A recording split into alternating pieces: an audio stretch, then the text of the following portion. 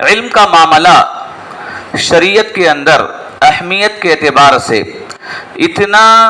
زیادہ اور اہم ہے کہ قرآن مجید کے اندر اس کے مشتقات کے لحاظ سے رب العالمین نے اس کا ذکر تقریباً 500 سے زیادہ جگہ پر بیان کیا ہے، اور اس علم کی اہمیت میں قرآن مجید کے اندر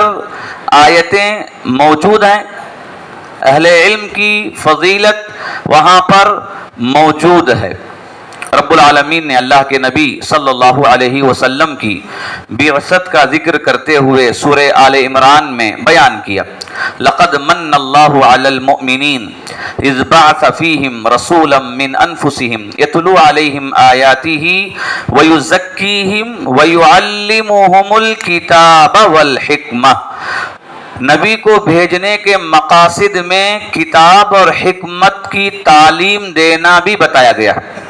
جبرائیل علیہ السلام سے اللہ کے نبی علم حاصل کرتے، پھر اللہ کے نبی اپنے صحابہ کو علم دیتے، تو اس کی اہمیت میں بات شامل ہے کہ علم دینے ہی کے لیے اللہ رب العالمین نے اللہ کے نبی صلی اللہ علیہ وسلم کو مبعوث کیا، اور آپ نے حدیث کے اندر فرمایا انما بعثت معلما، مجھے معلم بنا کر بھیجا گیا ہے، اور معلم خیر کی فضیلت بھی آپ صلی اللہ علیہ وسلم نے احادیث کے اندر بیان کیا ہے۔ جہاں تک علم کی اہمیت کی بات ہے کہ یہ علم انسان کے لیے بے حد ضروری ہے، بلکہ اللہ تعالیٰ جس کے حق میں خیر چاہتا ہے اس علم سے آراستہ کرتا ہے۔ من یرید اللہ بہ خیرا یفقہہ فی الدین، جس کے تعلق سے اللہ خیر کا فیصلہ کرنا چاہتا ہے اسے علم کی سمجھ بوجھ عطا کرتا ہے۔ اور احادیث میں اللہ کے نبی صلی اللہ علیہ وسلم نے کہا کہ یہ علم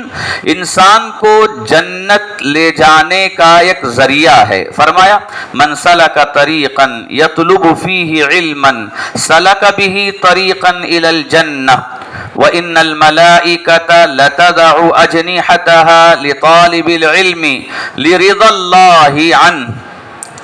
کہ جو علم کے راستے میں چلتا ہے دراصل وہ جنت کے راستے میں چل رہا ہے۔ فرشتے